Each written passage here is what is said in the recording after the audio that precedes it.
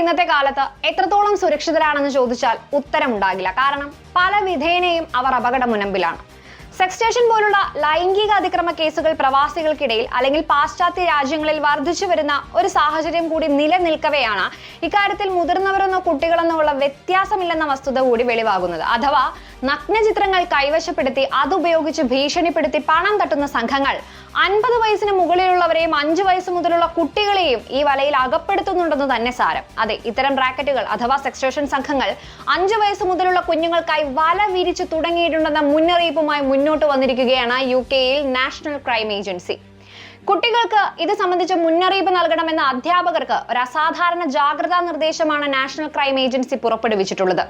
5 വയസ്സ് മുതലുള്ള കുട്ടികൾ പോലും ഈ അപകടത്തിന്റെ മുനമ്പിലാണെന്നാണ് NCA പറഞ്ഞു വെക്കുന്നത്. ഇത് സംബന്ധിച്ച് 5,70,000 പ്രൈമറി സെക്കൻഡറി അധ്യാപകർക്കാണ് ജാഗ്രതാ നിർദ്ദേശം നൽകിയത്. NCA ഇത് ആദ്യമായാണ് സ്കൂളുകൾക്കായി ഒരു ദേശീയ അലേർട്ട് പോലും പുറപ്പെടുവിക്കുന്നത്. സെക്സ്റ്റേഷൻ കേസുകൾ വർദ്ധിക്കുന്ന സാഹചര്യത്തിലാണ് അടിയന്തരമായിട്ടുള്ള ഈ ഇടപെടൽ. ക്രിമിനൽ സംഘങ്ങൾ ലക്ഷ്യമിടുന്ന കുട്ടികളുടെ എണ്ണത്തിൽ 2 വർഷത്തിനിടെ 266% വളർച്ചയാണ് നേരിട്ടിട്ടുള്ളത്.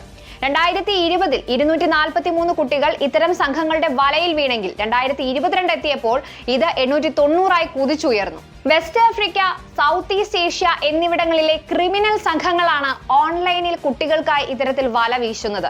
യഥാർത്ഥ പ്രണയമാണെന്നും സൗഹൃദത്തിലാണെന്നും എല്ലാം ബോധ്യപ്പെടുത്തിയ ശേഷം സ്വകാര്യ ചിത്രങ്ങൾ ആവശ്യപ്പെടുകയും വെബ് ക്യാമിൽ ചിത്രീകരിക്കാൻ ശ്രമിക്കുകയും പ്രേരിപ്പിക്കുകയും ചെയ്യും. പിന്നീട് ഇത് ഉപയോഗിച്ച് ഭീഷണിപ്പെടുത്തി പണം ആവശ്യപ്പെടുകയാണ് ഇവരുടെ രീതി.